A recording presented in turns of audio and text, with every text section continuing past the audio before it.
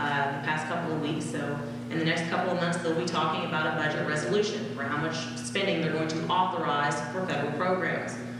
Then, usually sometime in October, just before the new federal fiscal year begins, you'll see the cardinals, they call them the cardinals, they're the heads of each of the committees in Congress that handle appropriations, usually try to get through the various appropriations bill. The difference, in the early part of the year, they say how much they're going to authorize to be spent. In the fall, they actually determine how much they will spend. There's a very big difference, and they never come through, not even close, even as far as IDEA funding. And actually, we did something a little bit different this year. Many of you should have received an email from OSBA requesting information on IDEA funding and your special education funding, and provided information to OSBA, which then shared that information with our members of FRN, which put it into wonderful charts and tables and shared it with members of Congress.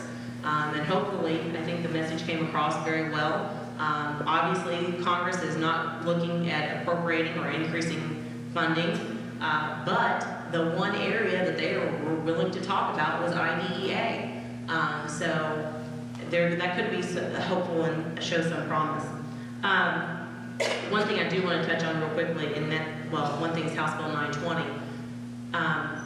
Reno talked about repealing it, and I know that several others did too as well, but one thing to remember is that House Bill 920 is in the Constitution. So it's not something as simple as, the Ohio General Assembly decides to repeal a certain provision of the Ohio Revised Code. It would actually take a constitutional amendment. So that is something that's a little bit more difficult, not as easy. As far as the tangible personal property tax, I do want to touch on that because it is very important. As I mentioned earlier, we have several new members of the General Assembly who were not here when House Bill 66 was passed. We sat in the House Ways and Means, which handles tax issues, a few weeks ago, and I looked at all of the individuals up there, and we counted, my friends and I, the other lobbyists. There were 3 individuals sitting on the Ways and Means Committee that were actually members of the General Assembly when House Bill 66 was passed. 3. And fortunately, one of those individuals is Representative Olmsted. He was actually sitting in the Senate and was the Senate Ways and Means Committee chair at the time. So he does have an understanding of it. But that just goes to show you there is a significant learning curve, and you have to tell your story because a lot happened and a lot was promised when House Bill 66 was passed.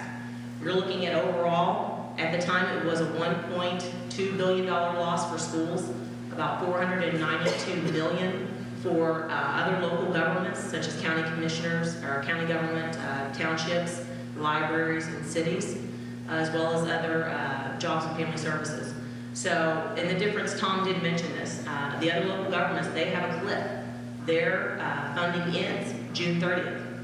And we did get an additional 2 years extension on our hold harmless. But I am here to tell you, when they say everything is on the table, they mean everything. So nothing is guaranteed. And just to put this out there, because it's been out there, if the General Assembly were to go ahead and begin the phase down July 1st of this year, which was originally included in the original bill, House Bill 66, it would save the state $600 million over the next 2 years.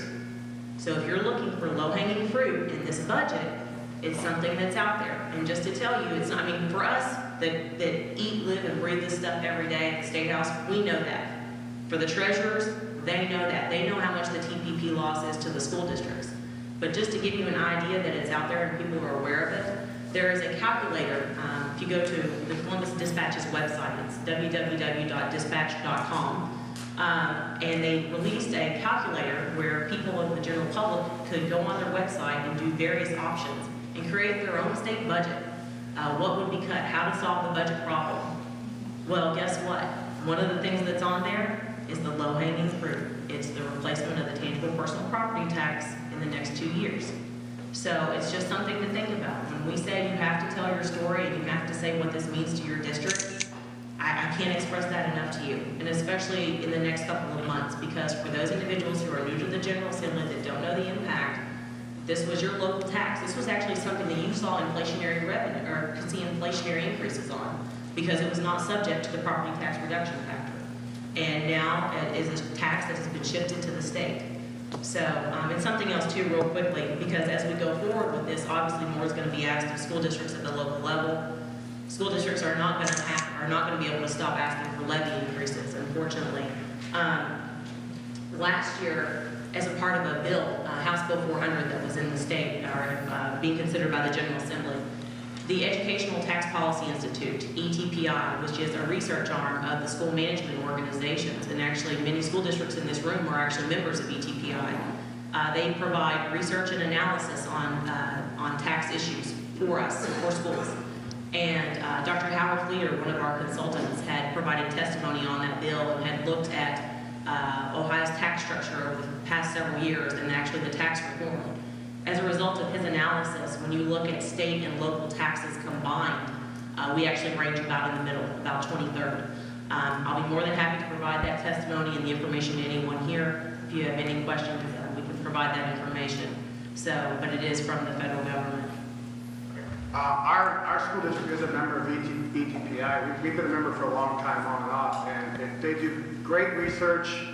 We look at it and say, somebody's got to pay for it, but it's not free. And that research is used a lot to our state legislatures in Columbus.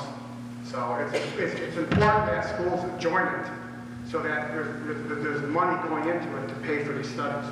The one thing I just want to add to that, and thank you, Reno, for the commercial and the ad, but ETPI does not do advocacy. They do strictly research. They do not do any advocacy. And they have been referenced and cited by both members of the General Assembly, both the Republicans and Democrats, and both on the House and Senate. Consultants are very well respected. Right. I'm going to leave the last point to Tim, and we're open for questions, but Tim's district, Solon, is really affected by tangible personal property like mine, and we have teamed up with some other school systems to fight it, to get our dollars back. So Tim, you get the last question on TPP. How does this affect Solon? I mean, the amount of money you're going to lose and the cuts you're going to have to make if you don't get that dollar-for-dollar replacement. Well, a few items I would like to address, mention with TPP, and our last topic, which was property taxes and levies, and TPP. Let's just make it clear that in many parts of the state, if there was a meeting such as this wouldn't even be on the agenda. Because they don't pass levies because they count on the state to give them 70, 80, 90% of their money. They sit at the floor and they're low performing. Period. Intangible personal property, the only reason that it might be on their agenda is because they're going to take that money away from the higher performing districts that are taxing twice, 3 times the amount that they are, and just waiting for that money to come in their doors. So they can continue to do what they've done for the last 30 years. So many school districts don't have to worry about those. Fortunate for them. Tangible personal property. House Bill 66 was passed in 2004. The original intent of House Bill 66 was correct. We agree with it. We agree that we needed to, as a state, attract businesses to Ohio and retain businesses. The original intent of House Bill 66 was to implement the cat tax and hold districts harmless on a permanent basis. That idea and that exact wording was confirmed by the current House Finance Chair, Ron Olmsted, just a couple months ago. He agreed, and all the schools were sold a bill of goods that House Bill 66 needed to happen. We needed to change our tax structure to help our businesses in Ohio. We bought it. We knew we were going to start losing money the next year because our values were frozen. We knew that. That's what school boards were told. That's what businesses were told. That's what everybody was told. Fine, we'll buck up. We will realize that frozen value and we'll start suffering next year if it helps our businesses. But that's not what happened with House Bill 66. All of a sudden, that part was left out. And House Finance Chair Ron Olmsted, he admits that based on the structure at that point in time in the government and the political climate, that many individuals just dropped the ball. It didn't get finished. Oops.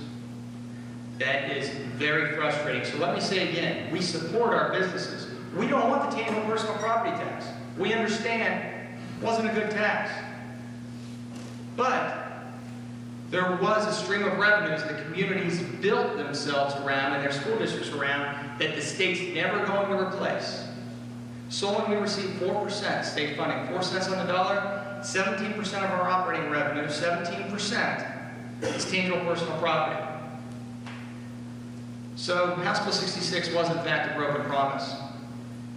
A couple of things I heard here tonight. The state has a revenue crisis. Now I'm supposed to worry? Back in 2004, they created a revenue crisis for us, and they didn't care. It's a little frustrating to hear that. We don't want to raise taxes. I'm sorry, but many individuals confirmed to me last year that they didn't have the foresight to think about what's going to happen in a couple years from now.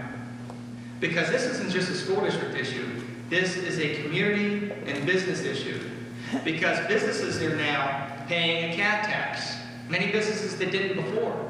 Many sole proprietorships and small businesses are hurting much worse than they were before under the tangible personal property tax. I understand it's a broader-based tax. That's fine. But has anybody really talked to the businesses that thought that that money was going to stay in their district?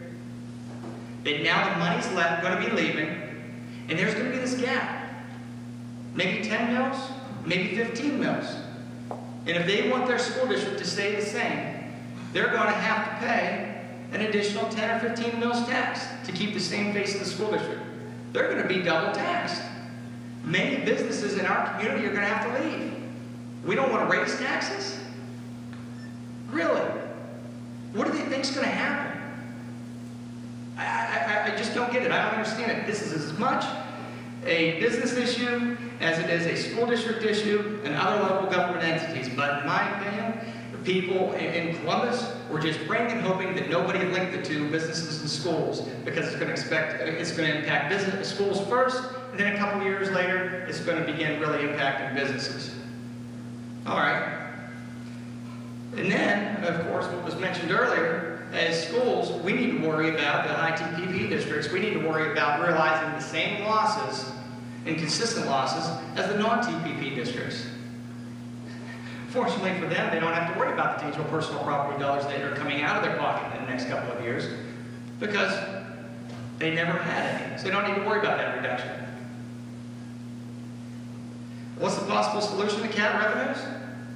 Simple. Do what you said you were going to do. The CAT tax revenue stays with the schools on a permanent basis like we were all told, like our businesses were told. If there's a shortfall in the CAT tax revenues that year, there's no reason that that has to cost the state money. Just don't fund it. Let those school districts divide the loss proportionally. And then when the state's CAT tax revenues come up a little bit, fine. Continue to hold those districts harmless, and then when it exceeds beyond that mark, it's additional money for the state. It's like it's some big puzzle we don't know how to solve. All you have to do is put the solution that was originally supposed to be in place. I don't get it.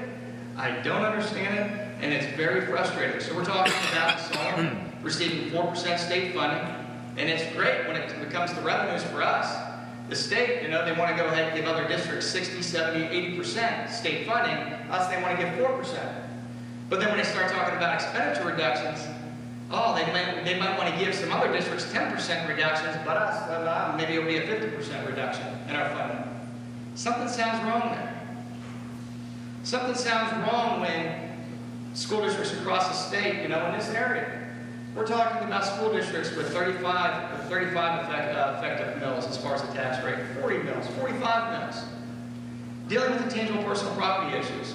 If the state, I tell you what, if the state's goal is to lessen the overall quality of education in Ohio, and if the state's goal is to let the state of Ohio, from an educational standpoint, drop on a national level, just do what you're continuing to do with us on a turn tangible personal property. They'll work. And by the way, more taxes will still be raised because it's going to have to happen because all that money was taken away that was promised to the businesses and the school districts in those communities. Go ahead, Terry.